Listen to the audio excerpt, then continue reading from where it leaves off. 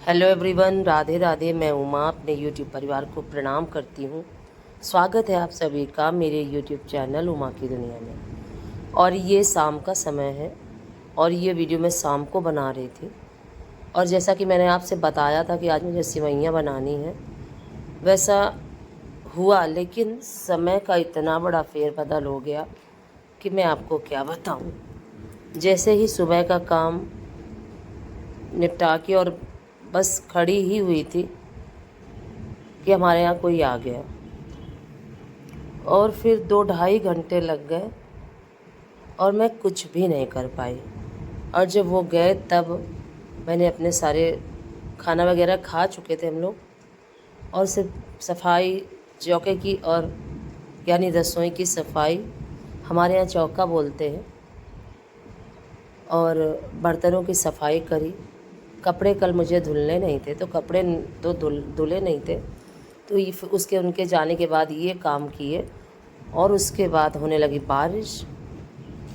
और अब फिर भी मैंने ये सोचा कि चलो मशीन निकाल के साफ़ कर देती हूँ, और साफ़ करके लगा देती हूँ, शुरू कर देती हूँ, और पंखे में डाल दूँगी, सिवैयाँ सब सूख जाएंगी आसानी से। और जैसे ही मैंने मशीन निकाल के और उसको साफ़ किया, और साफ़ करके देखिए तख़्त पे मैंने सेट किया था। और ये काफ़ी पुरानी मशीन है, मैं नहीं लाई हूँ, मम्मी के हाथ की है ये। तो देखिए मैंने इस तरह से इसको, अब तो चारपाई वगैरह कुछ है नहीं हमारे यहाँ, वैसे चारपाई में काफ़ी अच्छे से लग जाती है, लेकिन तख़्त में भी काफ़ी अच्छे से लग गई थी। बस ये लगा करता है कि कहीं तख़्त कट ना जाए। और छोटा सा कितना भी इसमें कपड़ा वगैरह लगा दो, कुछ ना कुछ दाग तो बन ही जाता है। तो फिर मैं मशीन लगाती थी, और जैसे ही आटा सान के रखा और जैसे ही सिवैयाँ बनाने के लिए चली, तो बेटे ने कहा कि कहीं चलना है, चलो माँ तैयार हो जाओ। तो मैं चली गई। और जाना क्या था, छोटे बेटे का आधार कार्ड नहीं बना था, उसको बनवाने जाना था। इसी वजह से जो जैसा काम छोड़ के उसी जगह पर फिर हम लोग चले गए। और फिर मैं आई शाम को 5:30 बजे, और वहाँ काफ़ी समय लग गया। और इन चीज़ों में तो काफ़ी समय लग ही जाता है जब कहीं बाहर जाओ। और अभी तक एक बार पहले जब बनवाया था तो पता नहीं क्या हो गया था कि कैंसिल हो गया, फिर बना नहीं, बन के आया नहीं। और इस तरह से करीब पूरा 1 साल का समय हो गया और उसका आधार कार्ड नहीं बन पाया। और कल फिर से मुझे जाना पड़ा। देखिए इस बार बनता है कि नहीं बनता है। तो कभी कभी जो काम सोचो वो कभी वैसा कुछ भी नहीं होता, और सारा काम बिगड़ता जाता है। और फिर जब मैं 5:30 बजे लौट के आई, मैंने घड़ी देखी 5:30 बजा हुआ है। तो मैं तो सोच नहीं पा रही थी कि मैं शाम का काम शुरू करूं या सिवैयाँ बनाऊं। लेकिन फिर मैंने सोचा कि देखो ये काम तो होते ही रहेंगे, लेकिन ये त्यौहार है, और बच्चों का भी मन है कि इस बार घर के हाथ हाथ की ही बनी सिवैयाँ हम लोग खाएं। तो इन चीज़ों में छोटा बेटा ज़्यादा रहता है, उसको ये चीज़ें ज़्यादा अच्छी लगती हैं। खाते तीनों हैं, लेकिन इसको ज़्यादा ये सब चीज़ें अच्छी लगती हैं। और आटा मैंने गूँथ के रख दिया था, तो सारा जो आटा था इतना ज़्यादा गीला हो गया था, इतना ज़्यादा रखे रखे इतना गीला हुआ कि थोड़े 1-2 राउंड तो मैं समझ ही नहीं पाई कि कैसे बनाऊं। और वैसे कि गीली की गीली निकल आ रही थी। और इसका आटा काफ़ी टाइट बनाया जाता है, और टाइट आटे से ही सिवैयाँ काफ़ी अच्छी बनती हैं और जल्दी से सूख भी जाती हैं। अगर धूप ना भी हो और अगर इससे महीन वाला लगाती तो और भी जल्दी सूख जाती। लेकिन महीन वाला इसलिए नहीं लगाया था क्योंकि उसको फिर बनाने में बहुत ज़्यादा समय लग जाता, और वो देर से निकलती हैं। और फिर किसी दिन और बना लूँगी। और फिर देखिए सिवैयाँ मैं बना चुकी थी, और उसके बाद का वीडियो, ये दोपहर के बर्तन वैसे ही मंजे हुए रखे हैं, और देखिए इतनी सिवैयाँ हम लोग बना पाए। और थोड़ा सा मोटी हैं, लेकिन ठीक है, आटे की हैं, शुद्ध हैं, अच्छी हैं, घर की हैं बनी हुई, और टेस्टी भी बहुत बनती हैं ये। देखिए इतनी मैं ले आई थी, तोड़ के रख ली थी, और अब इनको जा रही हूँ घी से फ्राई करूँगी। तो जो सोचते हैं वो वैसा कभी नहीं होता है। और देखिए चढ़ा दी थी मैंने कढ़ाई, और फिर इसमें डाल दिया था घी, और आप चाहें तो रिफाइंड से भी भून सकते हैं, पर मैं तो घी से ही भूनी थी। और इनको देखिए हल्का हल्का सा ब्राउन कलर इनका हो गया था, और अभी थोड़ा मैं इनको और पकाऊंगी। थोड़ा सा लाल लाल जैसी जब ये हो जाती हैं, और आटा रखा रहने की वजह से काफ़ी इसका कलर डल हो गया था, काफ़ी 2-3-4 घंटे आटा रखा रहा, इसी वजह से आटे का कलर ख़राब हो गया था। तो लेकिन सेवइयाँ बहुत टेस्टी बनी थी। देखिए दूध का भगोना सुबह वाला ये था, उसमें थोड़ा सा दूध था, तो अभी जो बच्चे दूध लाए थे तो पहले मैंने थोड़ा सा डाला, लेकिन मुझे कम लग रहा था, फिर मैंने थोड़ा सा और डाल दिया। ये करीब है 2.5 से 3 लीटर दूध। और इसको अब हल्की आंच पे धीरे धीरे पहले थोड़ा सा गाढ़ा करूँगी, और जब ये थोड़ा सा गाढ़ा हो जाएगा तभी मैं सेवइयाँ डालूँगी। और फिर इतनी टेस्टी सेवइयाँ बनती हैं कि आपको क्या बताऊँ। और ये है दोपहर के सारे बर्तन जो मैं रख के गई थी और लगा नहीं पाई थी। धुल दिए थे लेकिन लगाया नहीं था। तो सेवइयाँ के लिए दूध चढ़ा दिया था, सेवइयाँ फ्राई कर दी थी, और फिर मैं सोची कि पहले ये बर्तन लगा देती हूँ, क्योंकि इतना ज़्यादा समय हो गया था।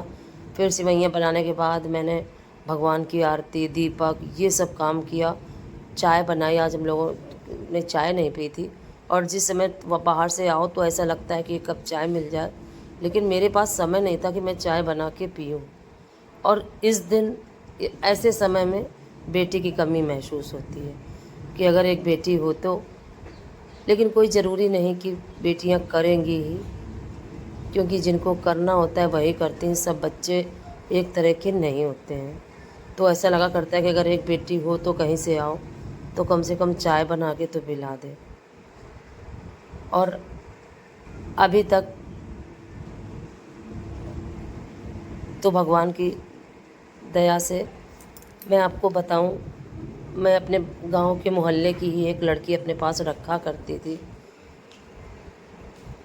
क्योंकि हस्बैंड भी बीमार रहते थे और सासू माँ भी हमारी बेड पे ही थी, और बेड पे ही लेटरिन बाथरूम सभी कुछ किया करती थी। तो काफ़ी समय सहयोग किया उस लड़की ने मेरा। 7-8 साल से ज़्यादा वो मेरे पास रही। पहले बच्चे छोटे थे और मेरी तबीयत भी नहीं सही रहा करती थी, तो वो काफ़ी समय मेरे पास रही, और एक बेटी की तरह ही उसने हमेशा मेरे साथ खड़े होकर मेरा सहयोग किया। और अब थोड़ा बड़ी हो गई है। दूसरा, अब थोड़ा समय भी बदल चुका है। और तीसरी सबसे बड़ी बात कि अब मैं अपने आप को स्वस्थ रखने की पूरी कोशिश कर रही हूँ। अगर कह दूँ तो वो फिर से करने लगे मेरे काम, लेकिन मैं ये सोचती हूँ कि मैं अगर अपने हाथ पैर चलाते रहूँगी, और पहले ये था कि सब 2 लोग बीमार थे घर में और काम तो उतना था ही, तो मजबूरी थी मेरे सामने कि मुझे किसी न किसी का सपोर्ट लेना था। लेकिन अब मेरे सामने कोई ऐसी मजबूरी नहीं है कि अगर मैं अभी भी उनसे कह देती हूँ कि बेटा आज मुझे ये काम का सहयोग चाहिए, तो वो हमेशा ही खड़ी रहती हैं। और ये बहुत बड़ी बात है। आज के समय में किसी के लिए कुछ नहीं करना चाहता, लेकिन मैं तो आज भी ये मानती हूँ कि मैं बहुत ज़्यादा भाग्यवान हूँ कि मेरे बेटियाँ तो नहीं हैं, पर अगर मुझे बेटी की ज़रूरत होती है तो, और उनके 5 लड़कियाँ हैं और हस्बैंड नहीं है उनके, काफ़ी मानती हैं वो चाची मुझे। तो बेटियां ना होते हुए भी मुझे बेटियों का सुख मिला है, और उस परिवार ने हमेशा ही मेरा सपोर्ट किया है।